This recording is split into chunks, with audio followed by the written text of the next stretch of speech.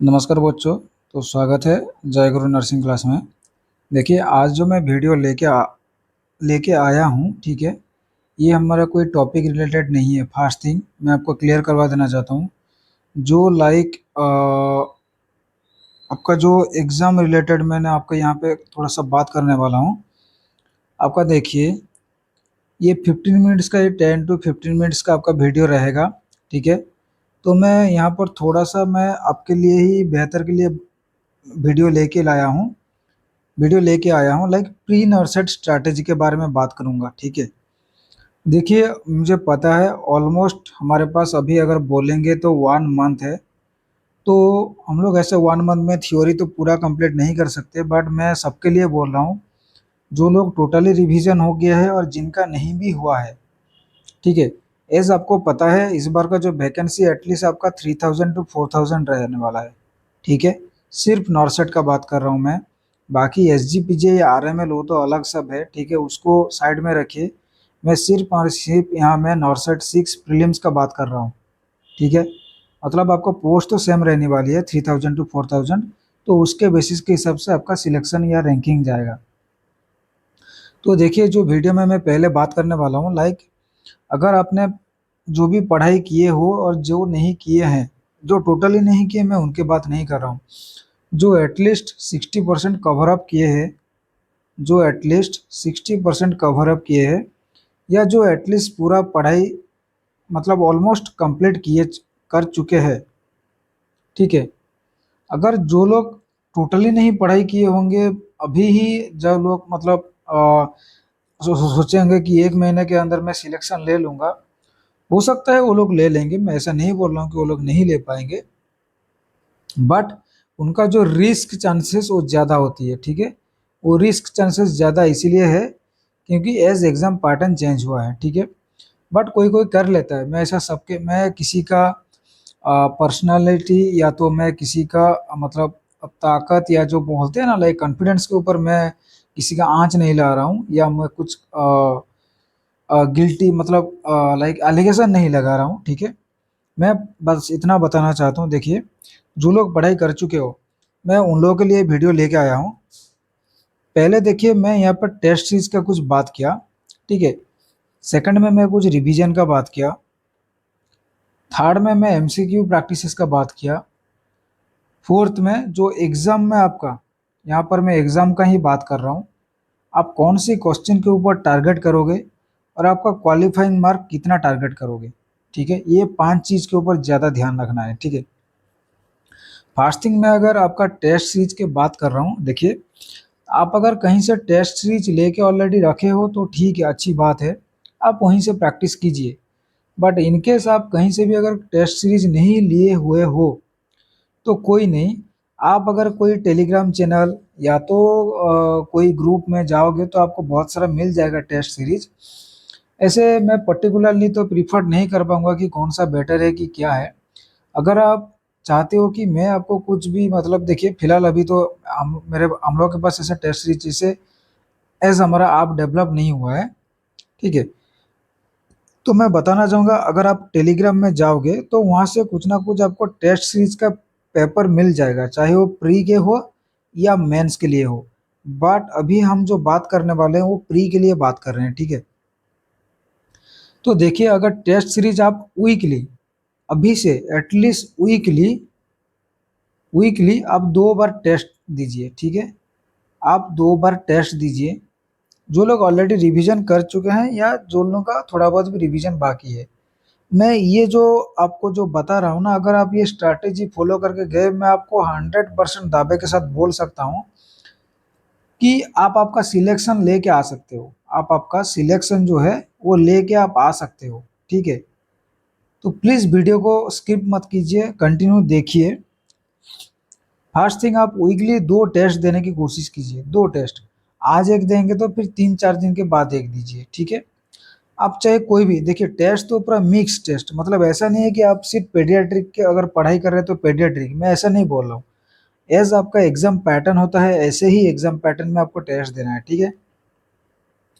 तो उस टेस्ट से आप पता लगाइए आपका कितना रॉन्ग हुआ है, कितना रॉन्ग हो रहा है, कितना राइट हो रहा है, कितना रॉन्ग, कितना राइट, प्लस जो क्वेश्चंस में आप कंफ्यूज थे, आपको ऐसा लग रहा था कि ये करूं या वो करूं, आप उस क्वेश्चन को भी मार्क करके रखिए। लाइक जो कॉन्फ्लिक्ट वाला क्वेश्चन है, मतलब आपको जो खुद कंफ्यूज हो, उस क्वेश्चंस को आप मार्क करके रखो और बाद में उसका आंसर रिव्यू करो, वेदर वो जो आंसर आप सोचे थे वो सही था या गलत था। जो आंसर आप सोचे थे वो सही था या गलत था। मैं ये क्यों बता रहा हूँ, क्योंकि देखिए अगर जैसे आप सबको पता है, और सबको नहीं, ये मैं सही बात ही बोल रहा हूँ क्योंकि मैं ये खुद फेस किया हूँ। मैं इसी तरीके से ही एग्जाम देने के लिए गया था। पूरा लाइक आपको माइंड जो है ना, आपको प्री फिक्स करके रखना है। ना तो किसी का बात सुनना है, ना तो कोई कोचिंग सेंटर का भी।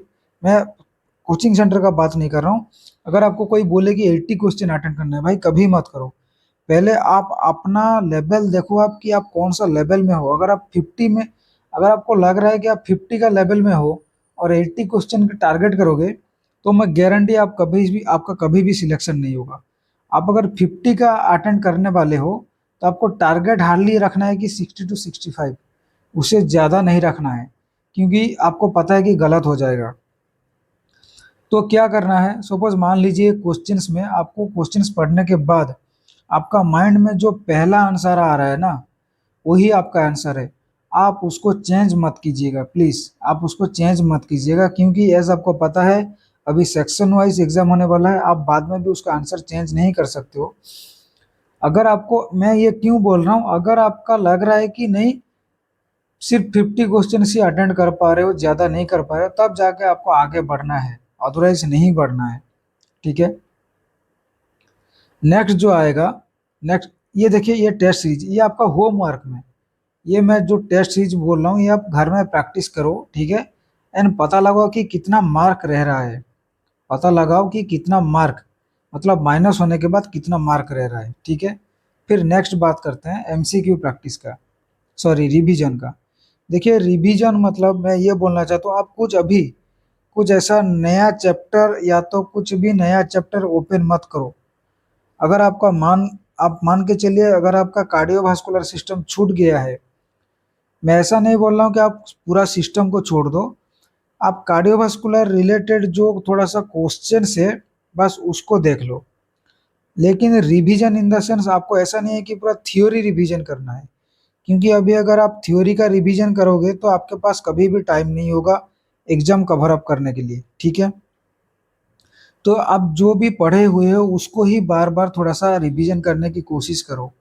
और जो चीज़ याद नहीं आ रहा है उसको ज़्यादा ध्यान दो। जो चीज़ आपको पता है, भाई अगर आपको पता है कि एनजी ट्यूब का साइज कौन सी है, उसको बार बार देखने की ज़रूरत नहीं है। अगर आपको ये नहीं पता है कि व्हाट इज बैक स्ट्राइड, तो आप उस चीज़ में ध्यान दो कि बैक स्ट्राइड कहाँ, मतलब बैक स्ट्राइड का जो साइन एंड सिम्टम क्या होती है, क्लासिकल साइन सिम्टम, आप उसमें ध्यान दो। ये एनजी के ऊपर ध्यान देने से कुछ आपका डेवलप नहीं होने वाला है। मैं इतना, मतलब आप स्मार्ट स्टडी करो, अभी जो 1 महीना है वो आप स्मार्ट स्टडी करो। ठीक है। चाहे नोट से करो या आपका खुद का नोट से, जो भी है। ये हो गया आपका रिवीजन। ठीक है। प्लस रिवीजन के साथ साथ जो आप एमसीक्यू प्रैक्टिस कर रहे हो, आप उन्हें ऑलरेडी टेस्ट सीरीज अगर लेके रखे हुए, तो वो तो टेस्ट सीरीज आप प्रैक्टिस कर रहे हो। जैसे मैंने बोला वीकली 2 टेस्ट दो, प्लस उसके साथ साथ अब जो एनक्लेक्स का जो क्वेश्चंस बेस्ड है ना, उसको थोड़ा सा एटलीस्ट देखिए। अगर मैं एनक्लेक्स का बात करूँ, वहाँ पे 1500 क्वेश्चन है। मुझे भी पता है कि आप 1 महीने में कभी भी 1500 क्वेश्चंस आप खत्म नहीं कर पाओगे अगर आप पहले से नहीं पढ़ा होंगे। ठीक है। क्योंकि अगर आप पूरा रैशनल देखने के लिए जाओगे तो वो बहुत बड़ा है, अगर आप पूरा रैशनल देखने के लिए जाओगे तो वो बहुत बड़ा है। ठीक है। तो मैं बोल रहा हूँ एनक्लेक्स बेस्ड का जो भी थोड़ा बहुत इंपॉर्टेंट है, मैं अभी क्या बोला, जो क्वेश्चंस आपको देख के लग रहा है, क्योंकि एनक्लेक्स में ऐसा बहुत सारा क्वेश्चंस होगा, आपको 400 से 500 क्वेश्चन का आंसर पता है, प्लस रैशनल भी पता है, उसको कभी मत देखिए, टाइम वेस्ट मत कीजिए।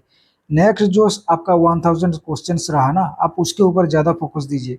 एक क्वेश्चंस देखा कि हाँ भाई ये मुझे आता है, रैशनल आता है, स्किप करो उसको, उसको मत देखो। ठीक है, उसको मत देखो। अगर उसमें से आपको कुछ इंपॉर्टेंस मिल रहा है तो जाके आप देखो, अदरवाइज मत देखो। ठीक है। ये हो गया आपका एमसीक्यू प्रैक्टिस। मतलब आपका टेस्ट सीरीज जब दे रहे हो वहां पर तो एमसीक्यू प्रैक्टिस हो रहा है, प्लस ये देख लो, ठीक है।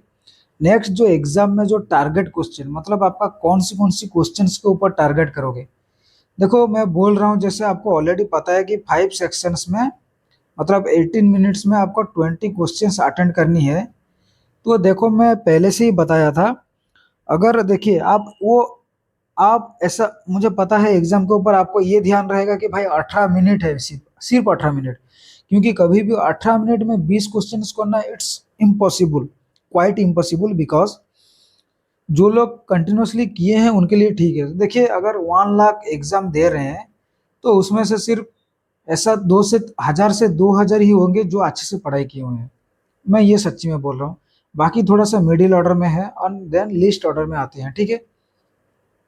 तो आपको 18 मिनट में फोकस नहीं करना है, फोकस तो करना है टाइम में, एज आपका टाइम इज इम्पोर्टेंट।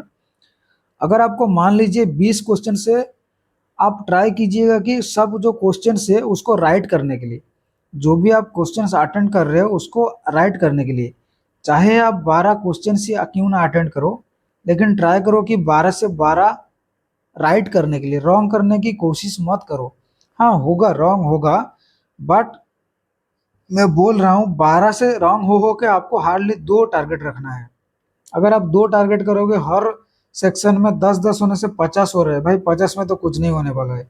तो क्या कर रहा होना होगा ना, या तो आप 15 को टारगेट करो, या तो आप अगर 12 को टारगेट कर रहे हो तो 12 से 12 करेक्ट करने के लिए कोशिश करो। आपको बस खुद के ऊपर कॉन्फिडेंस रखना है, होप लूज नहीं करना है। मैं बस इतना बताना चाहता हूँ, ठीक है। नेक्स्ट जो है क्वालिफाइंग मार्क, देखिए यहाँ पर सिर्फ प्री का बात हो रही है। मैं आपको बोल रहा हूँ क्योंकि मैं खुद एग्जाम दिया था, मैं ऑलरेडी सिलेक्टेड हूँ। मैं मेरा जो जो मेरा जो परसेंटाइल का जो आता है ना लास्ट में एग्जाम निकलने के बाद, मैं आपको वो शो करवाऊंगा। एक्चुअली मैं, क्योंकि मेरे टाइम में तो सीट कम था, एटलीस्ट आपका कितना 3000 का अंदर था, बट ऑलमोस्ट इस बार भी वही 3000 टू 4000 मान के चलिए, ठीक है। जो आपका क्वालिफाइंग मार्क प्री प्री में का बात कर रहा हूँ, अगर आपको डिडक्ट होके मतलब माइनस होके अगर आप 45 भी लेके आ जा रहे हो ना, मैं यहाँ पे जनरल का बात कर रहा हूँ, वो एबीसी SC ST का 40 होने से भी चल जाएगा, ठीक है। क्योंकि आपका जो रेशियो रहेगा 1:5, ठीक है। अगर आप 45 मार्क भी लेके आ रहे हो तो आप गारंटी प्री क्वालिफाई करोगे, प्लस आप मेंस के लिए चले जाओगे। बस हमें मेंस के लिए टिकना है, प्री हमको क्वालिफाई, देखिए मेंस का बात मेंस में सोचेंगे, हमें बस प्री क्वालिफाई करना है।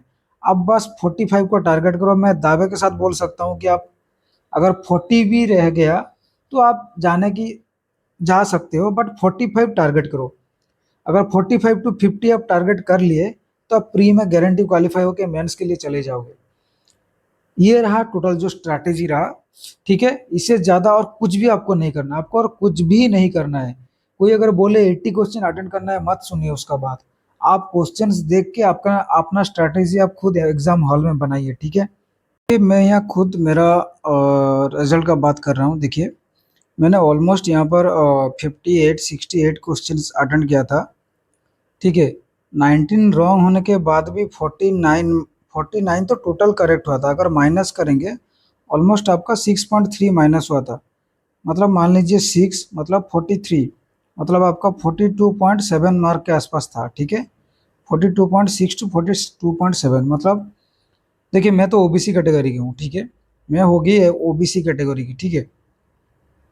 लेकिन मेरा मेंस में जनरल में सिलेक्शन हुआ था, ठीक है। तो मैं आपको बस बोला, अगर आप 45 भी टारगेट कर रहे हो, एज आपका सीट पोजीशन ज़्यादा है, तो आप प्रीलिम्स प्रीलिम्स जो है वो आप क्वालिफाई कर लोगे। अगर मैं मेंस का बात करूं, देखिए अगर आप प्रीलिम्स क्वालिफाई करोगे ना तो मेंस ऑटोमेटिक आपका एक कॉन्फिडेंस आ जाएगा। तो परसेंटेज जो था 88 परसेंटाइल था, ठीक है। तो अभी अगर मैं मेंस का बात करूं, मैं टोटल 74 अटेंड किया था, जिसमें से मैं एक्चुअली मेंस में जो ज़्यादा ध्यान था रॉन्ग का। देखिए प्रीलिम्स में 19 और मेंस में 12, मेरा और भी थोड़ा गलती इसीलिए हुआ क्योंकि मैं जानबूझ के एटलीस्ट 5 to 6 क्वेश्चंस मैंने मतलब जो ओवर कॉन्फिडेंस से मैं थोड़ा अटेंड कर लिया था, थोड़ा अच्छे से देखा नहीं था, तो इसीलिए ज़्यादा हो गया। फिर भी टोटल मेरा 58 मार्क्स था, जिसमें मेरा ऑल इंडिया रैंक 995 था। आई नो, मतलब ये देखिए हमें सिलेक्शन लेना है, हमें रैंक नहीं लाना है। मतलब रैंक सिलेक्शन लेने से ही आप रैंक ला पाओगे ना, तो पहले आप सिलेक्शन के ट्राई करो कि ऑलवेज आपका अगर होम टाउन में मतलब आपका जो नियरेस्ट एम्स अगर मिलना हो, मैं बॉयज़ का बात कर रहा हूँ, ठीक है, तो आप 1000 के अंदर ट्राई करो, अगर जनरल हो तो 500 के लिए। बट अगर फीमेल कैंडिडेट कोई है, अगर वो जनरल भी है, उसको 2500 में भी मिल जाएगा, मतलब आपका 3500 तक भी मिल जाएगा, ठीक है। तो अगर वीडियो को अच्छा लगा होगा, चैनल को लाइक कीजिए, सब्सक्राइब कीजिए, बट ये स्ट्रैटेजी आप फॉलो कीजिए, मैं गारंटी के दावे के साथ बोल सकता हूँ, अब जरूर आप प्रीलिम्स क्वालिफाई कर लोगे। अगर जब प्रीलिम्स क्वालिफाई हो जाएगा तो आप मुझे कांटेक्ट करने की कोशिश करो, मैं आपको मेंस की तैयारी कैसी करनी है मैं आपको बता दूंगा, और मैं ये पूरा 100% बोल सकता हूँ कि आप जरूर क्रैक कर लोगे। अगर मेरा खुद का कॉन्फिडेंस उतना है तो आपका भी कॉन्फिडेंस होना चाहिए, क्योंकि मैं अगर आपको कॉन्फिडेंस दे रहा हूँ। चलिए, thank you so much video में बने रहने के लिए।